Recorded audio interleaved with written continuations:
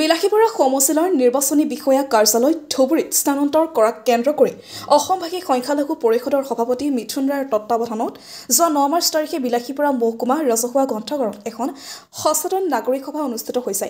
উক্ত নাগৰিক সভাখনত শ্বেখ হেদায়তুল্লাহ সভাপতি, মিথুন ৰায় সাধাৰণ সম্পাদক, দয়াল পালক উপদেষ্টা হিচাপে লৈ দায়িত্বভাৰ অৰ্পণ কৰি বিলাসীপুৰত সচেতন নাগৰিক মঞ্চৰ এখন কাৰ্যকৰী কমিটি গঠন কৰা হৈছে। তদুপৰি বিলাসীপুৰ নিৰ্বাচনী বিষয়া কাৰ্যালয়ত ধুবুৰীত স্থানান্তৰ কৰাক কেন্দ্ৰ কৰি বিলাসীপুৰ সচেতন নাগৰিক মঞ্চই ধুবুৰী জিলা আয়ুক্তগৰাকীক অৱগত কৰে যদিও ধুবুৰী জিলা আয়ুক্তগৰাকীয়ে বিলাসীপুৰ সচেতন নাগৰিক মঞ্চক কি আশ্বাস প্ৰদান কৰিছে সেই মৰ্মে বিলাসীপুৰ সচেতন নাগৰিক মঞ্চৰ সংবাদমেল আয়োজন কৰি বিলাসীপুৰ সচেতন নাগৰিক মঞ্চই সংবাদ মাধ্যমৰ আগত কি ক'লে চাওঁ আহক আমাৰ এই বিশেষ প্ৰতিবেদনত। বিলাসীপুৰৰ পৰা জহিৰুল ইছলামৰ report, north east frontier news. যোৱা 9 মাৰ্চ তাৰিখে বিলাসীপুৰ ৰাজহুৱা গ্ৰন্থাগাৰত এখন ৰাজহুৱা সভা অনুষ্ঠিত হৈছিল আৰু এই সমস্যা সম্পৰ্কে বৃহৎভাৱে আলোচনা কৰা হয়। এই আলোচনাত এটা সমিতি গঠন কৰা হয় আৰু এই বৃহত্তৰ বিলাসীপুৰ সচেতন নাগৰিক মঞ্চ নামৰ এই কমিটিখনক দায়িত্ব দিয়া হৈছিল যে আমাৰ নিৰ্বাচনী কাৰ্যালয় সম্পৰ্কে এই সমস্যাটো সমাধান কৰা সম্পৰ্কে আলাপ আলোচনা কাম কাজ কৰাৰ কাৰণে সিদিনা মিটিঙৰ সিদ্ধান্ত মৰ্মে আজি মই সভাপতি শ্বেখ হেদায়তুল্লাহ, আমাৰ সম্পাদক মিথুন ৰয় আৰু আমাৰ উপদেষ্টা জ্যেষ্ঠ নাগৰিক দয়াল পাল ডাঙৰীয়া, আজি আমি ধুবুৰীৰ আয়ুক্ত, জিলা আয়ুক্ত ডাঙৰীয়াক আমি সাক্ষাৎ কৰিছো আৰু স্মাৰকপত্ৰ প্ৰদান কৰিছো। কিন্তু আমি স্মাৰকপত্ৰ প্ৰদান কৰিবলৈ যাওঁতে গম পালো যে এই বিষয়টো ৰাজ্যিক চৰকাৰৰ কোনো কথা নহয়, এইটো কেন্দ্ৰ চৰকাৰৰ, এইটো একদম ভাৰতৰ নিৰ্বাচনী যে আয়ুক্ত কমিশ্যনৰ এটা ঘটনা। তেওঁলোকে এই আদেশযোগে এই কামটো কৰিছে। এই কাৰণেই কৰিছে যে ভাৰতৰ অন্যান্য প্ৰদেশসমূহত, অংগৰাজ্যসমূহত SDO পৰ্যায়ত কোনো জিলা নিৰ্বাচনী বিষয়াৰ কাৰ্যালয় নাই। অকল জিলাৰ হেডকোৱাৰ্টাৰত, জিলাৰ সদৰতহে এটাকে জিলা নিৰ্বাচনী বিষয়াৰ কাৰ্যালয় আছে। গতিকে অসমত যিমান মহকুমা ভিত্তিত জিলা নিৰ্বাচনী বিষয়াৰ কাৰ্যালয় আছিল সেইবিলাক এবলিছ কৰি দিয়াৰ এটা অৰ্ডাৰ হৈছে। তথাপি আমি অনুৰোধ কৰিলো, আমি দাবী কৰিলো যে নহয়, আমি চাপৰৰ পৰা বিলাসীৰ পৰা দূৰ হয়, গতিকে ইয়াৰ এটা ব্যৱস্থা ৰাখিব লাগিব।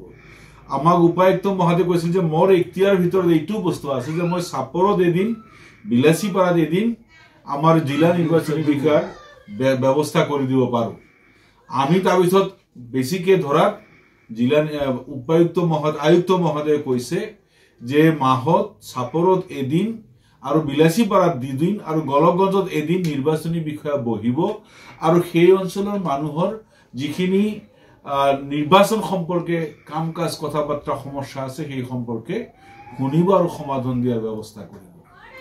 এই কথাখিনি আমি ৰাইজক জনাব বিচাৰিছো, এই কাৰণেই যে আমাক এটা দায়িত্ব দিছিল আৰু এই দায়িত্বটো আমি আগবাঢ়িছিলো আৰু এই কথাখিনি এইখিনিতেই যাতে মানে শেষ নহয়, আমি যাতে বিলাসীপাৰা অঞ্চলৰ অন্যান্য কাম কাজ সমস্যা সম্পৰ্কে আলোচনা বিলোচনা কৰি ভৱিষ্যতে পদক্ষেপ গ্ৰহণ কৰিব পাৰো, এই সম্পৰ্কে আমি অতি সোনকালে এই সমিতিখন এখন সাধাৰণ সভা মাতি আৰু তাত আমি বিভিন্ন সমস্যা সম্পৰ্কে আলোচনা কৰিম। কেইদিনমান আগত আমাৰ পুথিভঁৰালত আমি এটা সচেতন নাগৰিক সভা পাতিছিলোঁ। তাতে আমাৰ এটা কমিটি গঠন কৰা হয়। তাতে আলোচনা বিলোচনা কৰি আমি এটা কমিটি গঠন কৰি আমাৰ হেদায়তুল্লাহ ছাৰে প্ৰেচিডেণ্ট হয় আৰু উপদেষ্টা আমাৰ সন্মানীয় ব্যক্তি জ্যেষ্ঠ নাগৰিক দয়াল পাল ডাঙৰীয়া আৰু মই ছেক্ৰেটাৰী পদত থাকোঁ। আজি আমি ৰাতিপুৱা বিলাসীপাৰাৰ পৰা ধুবুৰীলৈ মাননীয় উপায়ুক্ত মহোদয়ৰ লগত লগ কৰোঁ আৰু লগ কৰাৰ পিছত উপায়ুক্ত মহোদয়ৰ লগত আমাৰ বহুত এটা গভীৰ আলোচনা হয়। এই আলোচনাত মহোদয়ে আমাক যিটো বুজায়, যিটো কয় আৰু পেপাৰ ডকুমেণ্টাৰী, মানে আমাৰ এইটো অৰ্ডাৰটো আহিছে আমাৰ ইলেকশ্যন কমিশ্যনাৰ অফ ইণ্ডিয়াৰ পৰা।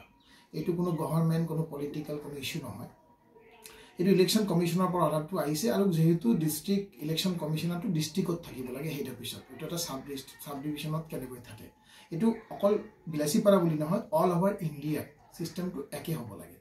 চ' সেইকাৰণে এইটো স্থানান্তৰ কৰা হৈছে। কিন্তু যিহেতু আমি বিলাসীপাৰাত অফিচখন আছিলে, বহুত দিনৰ পৰা কাম কৰি আছিলোঁ, আমাৰ বিলাসীপাৰা যিটো মই কথা কৈছিলোঁ আপোনালোকৰ সেইদিনা যে চৈবাৰীৰ পৰা মানুহ যদি ধুবুৰী যায় বহুত কষ্ট হ'ব, পইচা পাতি বহুত খৰচ হ'ব। তাৰ কাৰণে আমি এটা DC ছাৰক বহুত ৰিকুৱেষ্ট কৰিলোঁ, বেলেগ কিবা অপশ্যন আছে নেকি, যদি আমাৰ বিলাসীপাৰা চাপৰ বাচি ৰাইজৰ কাৰণে কিবা সুবিধা অলপ যদি হয়। তেতিয়া ছাৰে ক'লে ঠিক আছে, তেনেহ'লে মই এদিন বিলাসীপাৰা এদিন চাপৰত দিওঁ। তাৰপিছত এগেইন ৰিকুৱেষ্ট কৰিলোঁ যে 3 দিন কৰক, ছাৰে পিছত আমাক বিলাসীপাৰা 2 দিন, এদিন চাপৰ আৰু গোলকগঞ্জবাসীকো এদিন আমাৰ ইলেকশ্যন অফিচাৰ ছাৰে বহিব ইয়াত মাহতে 1 মাহতে। এতিয়াৰ কাৰণে যিটো আমাৰ কাৰণে আমি হাতত লৈছিলোঁ, এইটো আমাৰ কামটো ইমানেই আমাৰ থাকিব আজি এতিয়ালৈকে। পিছত কি কৰা যায় এইটো আলোচনা বিবেচনা কৰি আমি সিদ্ধান্ত গ্ৰহণ